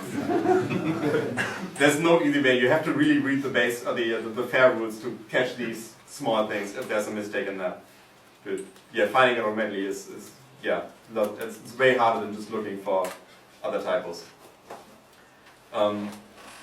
Some rules or some fairs don't have fixed routes attached to them. They just say you can fly 5,800 miles between those two cities. We don't care how you're getting there as long as you're not complying with the other rules, whereas the fairs that we've seen have fixed routings. So if you're flying SkyTeam or OneWorld, the other alliances, chances that you're hitting a so-called MPM fare are way higher. If you look it up on Expert Flyer, instead of having like the fixed routing rules that we've just seen, it just says maximum permitted miles between these cities, 5,800 miles, and then you can make your own way. It's a different way of optimizing the routing. If you know how many miles you can spend, and there's some ways to get more miles and paying a bit more. But if you're seeing MPM fares, don't worry, you can still do all the stuff, but it just works a bit different, but we don't have time for that. As a point of sale tricks, just issue a ticket in Japan to save some of the fuel or get better inventory booking it from the US. Often works. Fare Wars is what I really like. Typically right now, the reservation system is only updated every couple of hours, like every 8 hours, like 3 times a day or something, and less on the weekend. So the airlines, when they are filing their new fares, they're trying, especially right before the weekend, to sneak in a nice sale fare where they're suddenly cheaper just by a couple of bucks than their competition, because everybody that's booking on the weekend is first going to see their fare and probably is going to book their fare, and the other airlines cannot compete. So the moment some airline sees that some other competition is filing fares, they're usually trying to match the fare. So they only have a few minutes to do the update, and if you look at this, you can see that Delta Airlines try to match the fares that these other guys, United and Continental, they're usually matching the fares, and here they really match the same fare. They have the same price, trying to get their competition. Like if someone buys to Delta, I would just buy them Delta because both of them have the same flight, and just for whatever reason might like Delta a bit more. So they're trying to, this one, to sneak in fares as fast as possible if they see that something is up, because if they have to wait for the next update, they probably have like 8, sometimes 16-hour time window where they cannot do any updates, and they're like they're not the cheapest one. So if they have to be fast, they might make mistakes, which is nice, because it works in our favor. And then you have like 8, 16 hours to exploit that bug before they can fix it. Unfortunately, now they're changing to a system where they can do ad hoc updates, which means we have to be faster. But yeah, that's the way how it works. Routing optimization, like avoid United Kingdom, we talked about that. Currency fluctuations also works nice. I usually, when I have more expensive tickets, I always check Australia, because with the economic downturn and everything, exchange rates do change, and sometimes issuing the same ticket in Australia just was cheaper than issuing it in Germany. So every once in a while, just check different countries, because you might save, up to like 100 euros on international fares. So what else can we do? First of all, reasonable disclosure. Most of the stuff you just put it in the open. I mean, the stuff that I just found, like the Guam fare, to get the Los Angeles Tokyo thing down, I found my own, so I don't have any reasons to not publish it. I don't want it. I want to. But the other one, I knew that somebody else found and used, and this is the other fare is actually used, the third strike. So I'm not going to publish it here, because I don't like that somebody else is going to put that information on a free public website and everybody's booking that, and somebody's earning cash back through affiliate links, and that's what's happening right now. So whatever you publish, be aware that this might be abused, and if it's abused too much, it might not be good for the entire community. Best, do not call the airlines. We had cases where people were reporting on a forum where it's like, yeah, I've seen everybody talking about this, I couldn't figure it out, so I just called the airlines, and they're like, okay, this wasn't supposed to be that cheap, there's like $500 missing, and they're fixing it. So calling the airlines, you kill a deal. I mean, it's okay to call the airline a couple hours before your flight to make sure that you can actually go or something, or change your seat, or if like they plug the hole but you still have a better ticket, and then you can call the airline and try to work something out. But don't call the airline while the deal is selective. And if you find something, try to give it back to the community, like publish what you find, publish like interesting third strikes, interesting ways of doing other stuff. There might be different ways of getting around additional surcharges, or whatever nice way to get from economy to business class for free. I don't know, if you find anything interesting, well, give back to the community. What else? I mean, I've said Amadeus is not only for flights, it's also valid for cruises. Somebody made a mistake. $2 for a cruise. Same with the hotel. This is supposed to be $1,100 US, ended up being $50 US. They actually honored it. It would be next January on Bali, the Holiday Inn on Bali. It's supposed to be pretty nice. So $50 instead of $1,000. Unfortunately, I had to cancel it. But it's just like, usually, I'm still on Bali, but I'm in a different place. I'm not there for 5 days. But it's just something, if you see something like that, you just buy it. Because, I mean, either you can cancel it, and these all came with free cancel, almost kind of free cancellation. You just jump on it, and think about it later. It's like, okay, was it really a good idea to just book it? But if you see this, last time this was booked 5 seconds ago, and currently there's 223 people looking at this. Okay, you better be fast. Just book it, and if you don't need it, then well, cancel it. And in most cases, where they figure out that they're losing lots and lots of money every single night, they would usually email you or call you and say, look, there's an error. Are you willing to cancel your ticket? We might give you travel credits towards a different stay or something. And if I really want to stay on this case, so many other people fought it out. They were actually already staying there on that place. They got the $10 deal.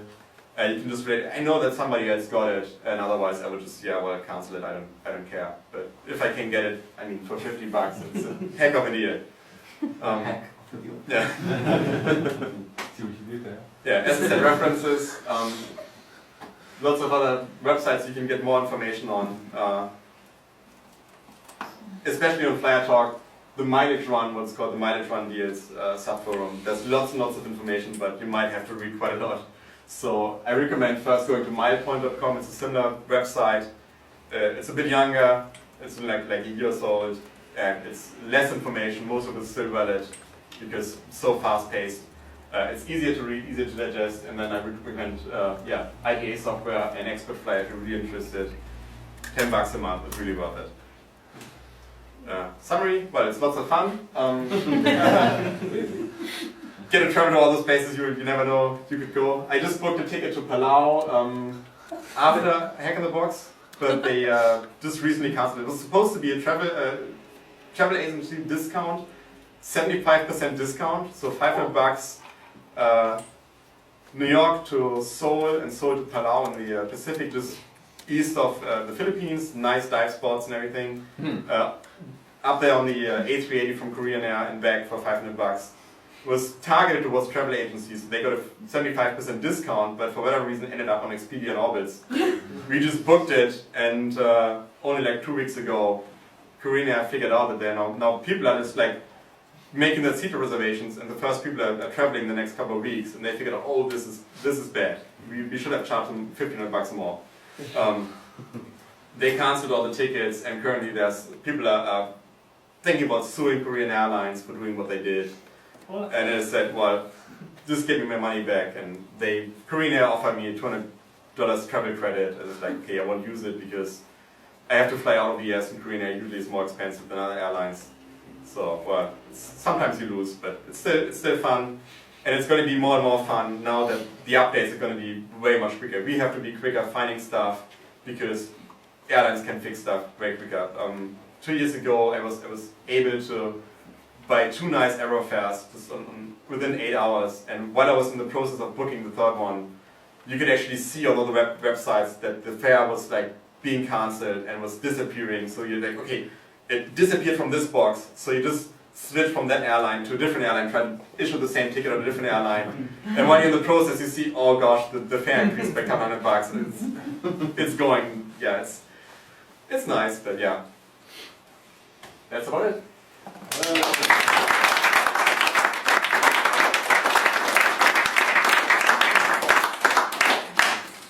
What's GDS?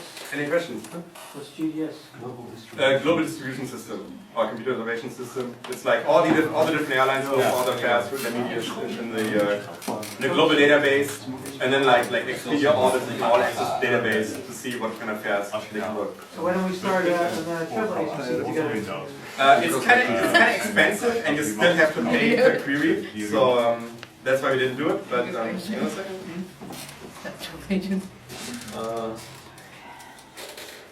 How do I get it to full screen? This is, for instance, what's currently bookable. Unfortunately, it's in German, but it's leaving next February and coming back. It's a weekend trip, Milano to Toronto and back from Toronto to Vienna, €200. You can book this right now. Anybody's interested? Amsterdam is.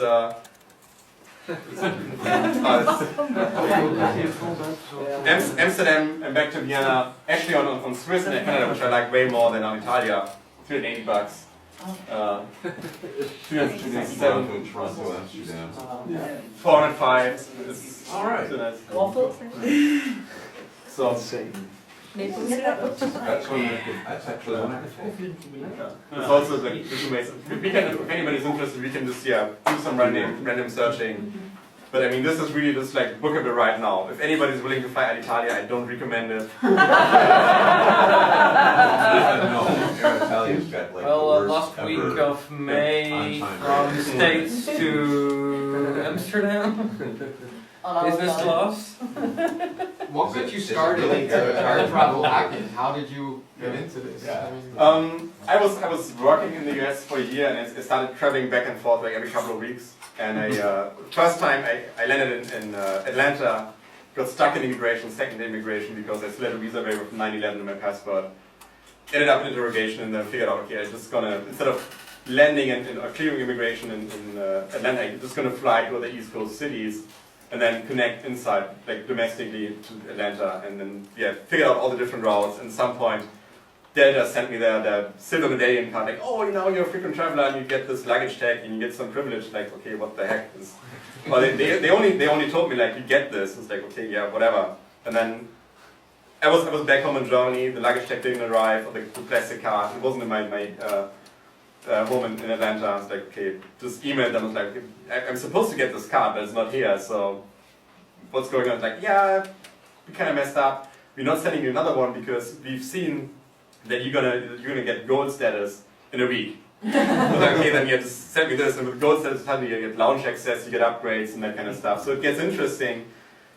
Stop flying so much, and then had all those miles lying around. So, okay, how do I get the most out of the miles? And ended up like going on vacation for like 2 years just on those miles. And then started building up status again, and now it's like with Lufthansa, it's actually. Status is valid for 2 years. Usually status is valid for like 1 calendar year or 1 rolling year. So if you qualify in April, status is valid for next April. But on Lufthansa, it's actually valid for 2 years. So this year I don't have to requalify. But next year I know that I requalify, so I'm taking trips that I probably wouldn't take otherwise. Just like going to the US and back as a day trip. Just because I need the miles. I probably don't need them, but I want to have them.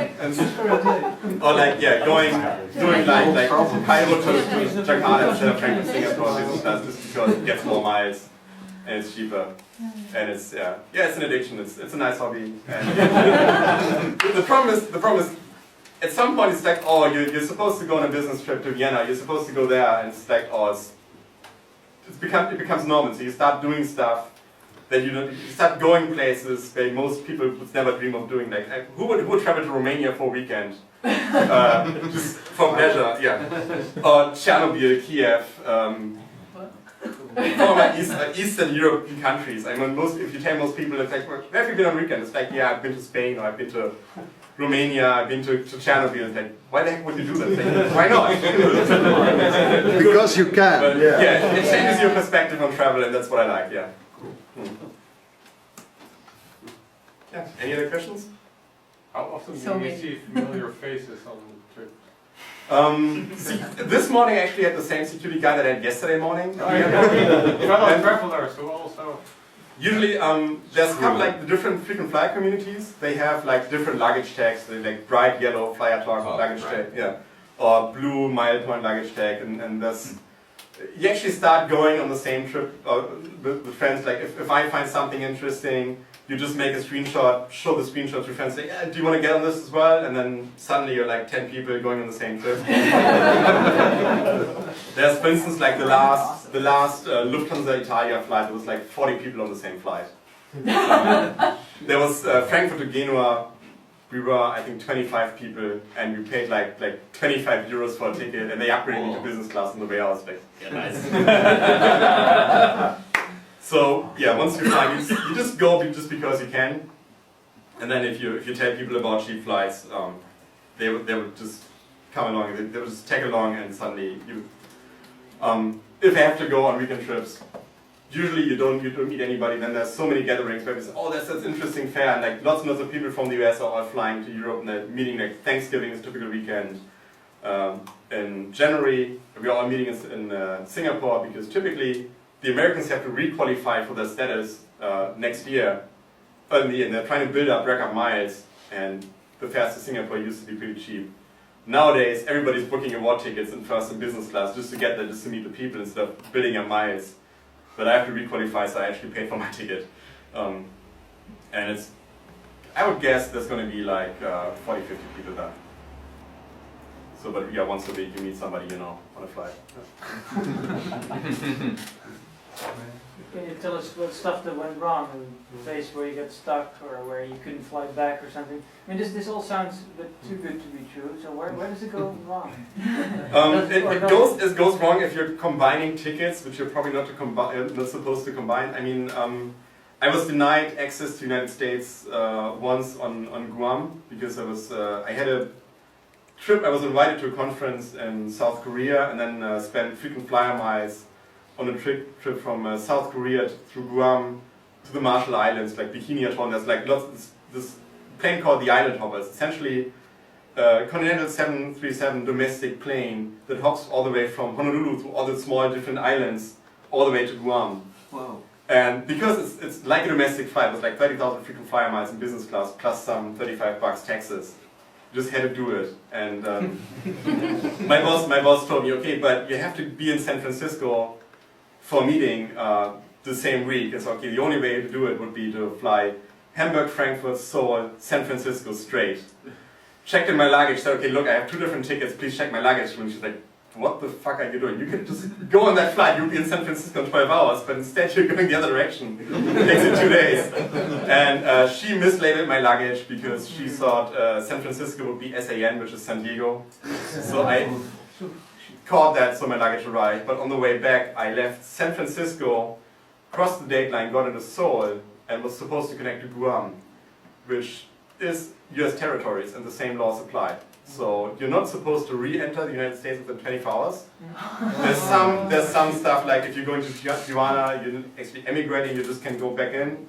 But Guam, I claim that, look, it's a date line, it's 24 hours. I mean, it's a totally different day today. They didn't like that. They called my name, they stopped me in Seoul, and they said, okay, just, yeah, go to a hotel. Because I was flying business class, they were like, okay, you're a business class customer, you're treating me well, you're paying for your hotel, which is kind of nice.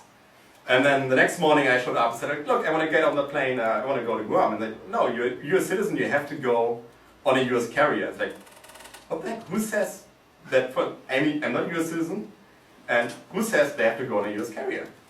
But they denied me access on getting on that plane for whatever reason on the direct Korean air. So it's not the United States that denied you entry, it was the airline that denied you entry. It's the airline, and it's for instance in most countries you have actually DHS working in foreign countries like as advisors. They're not working as DHS people, and there's rules. For instance, if Lufthansa or any airline allows somebody to fly to the US and they fail to get in the country because they don't get through immigration, the airline not only has to take them back on the next possible flight, but they also have to pay $3,000 US.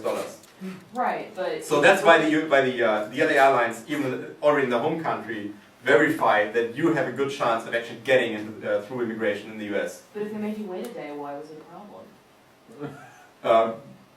It was more than 24 hours, and I mean on the wall clock, and I don't know why, and I want to go. I mean, yeah, there is probably a rule I didn't know. Yeah, it's.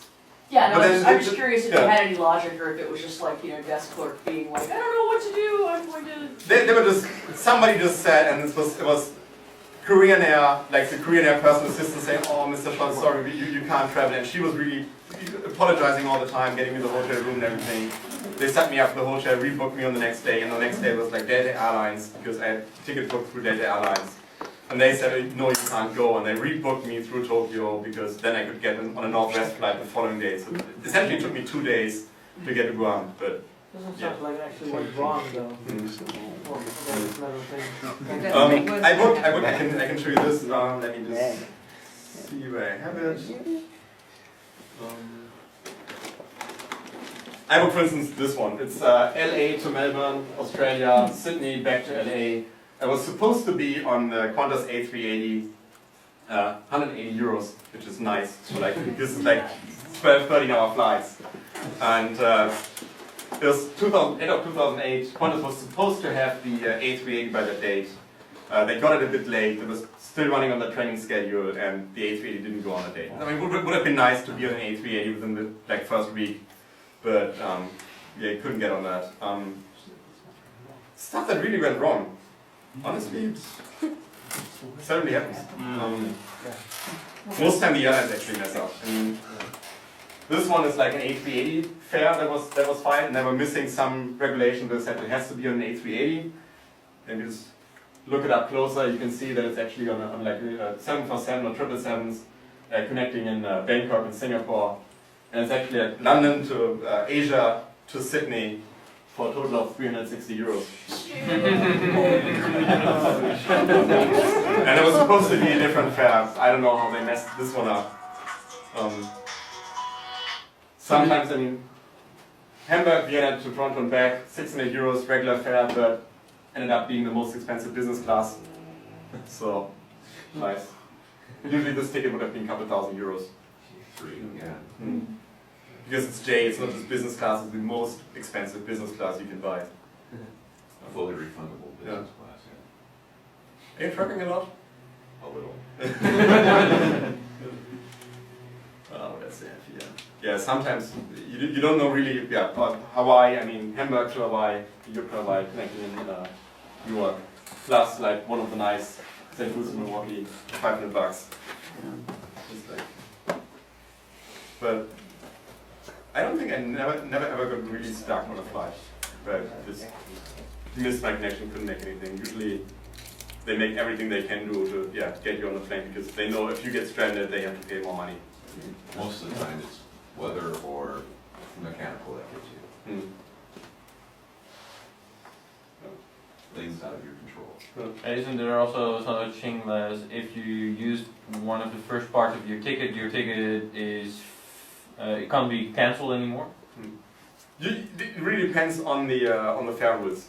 Sometimes you can cancel, sometimes you don't get the base fare back, but you get some of the So I mean surcharges back. from the airline side. The airline side can cancel your ticket at the moment you show up, but as soon as you checked in for the first time, they can't cancel the rest anymore. Usually how I actually do this is the moment they charge you money on the credit card and you have a ticket number, like the 220 whatever ticket number you have on your boarding pass, the moment you have the ticket number, then the ticket is issued, and usually then you're good. Before it can be that you just have a reservation for a seat, but the seat is not really confirmed or the ticket is not issued, they didn't take any money from you, just have a reservation. They can change, cancel, whatever, but if you have the ticket number, usually I would just print it as a PDF and you're good. But I never had an airline cancel a ticket on me. This is an example, for instance, transatlantic flight but issued in Australia, and back in the days, the exchange rate was like 2 to 1, so it's like 170 euros. Transatlantic, yeah.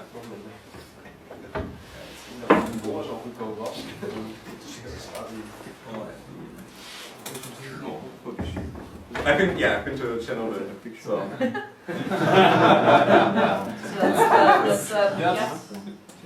That's actually the sarcophagus. They were just start by that time. They were starting building the new one, and this is 4 microsievert. Normal rate would be 0.15, and the highest in the red forest was like 25, 30, which even made the drunk internal minister, whatever guy that was accompanying us, a bit scary. Sometimes if you're just looking for fairs, like a friend of mine needed segments to requalify his setup based on segments, not on like a number of flights, not on miles. And he just had to take a flight, and it's like Hamburg to Paris, Paris to Milan, Rome to Venice, on Mondays, and go back just to collect miles. Yeah, every once in a while we're going on events, and I was lucky because in family I know somebody who works for Airbus. This is actually the tools they use to do all the bolting all the frames together from like the A380, and we could see all the tools, and it's really you can see how clean that stuff is. We were allowed to go in the factory where they built the A380 in Hamburg and just look at all that stuff. That was kind of nice too. Yeah, that was a good flyer talk. Yeah, that's previously. Yeah. Whoa. That thing. So if you're there was on the tour I was taking, there was one guy that was really into playing all these first-person shooters. Like, oh, if I go in here and turn left, there should be this. They were pretty accurate.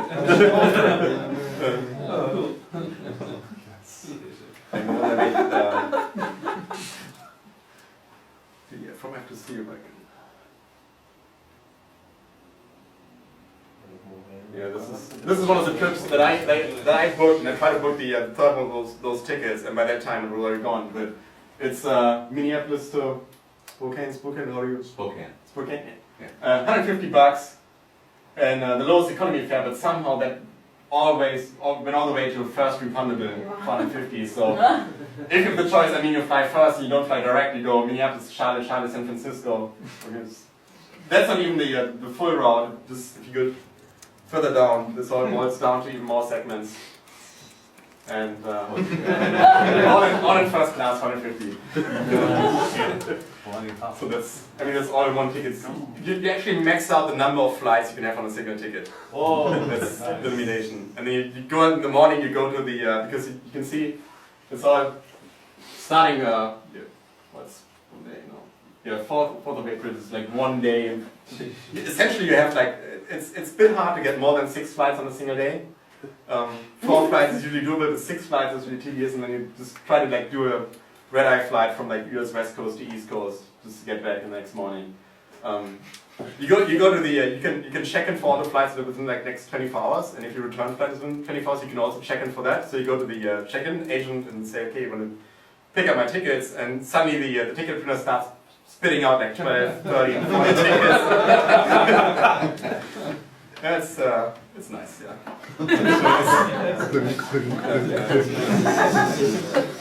One of the tickets going, yeah. That's about it. So, if anybody wants to, look at a certain fare, find something interesting, well, I'm around here till, I mean, the flight is at 6 a.m. in the morning. Yeah, very good.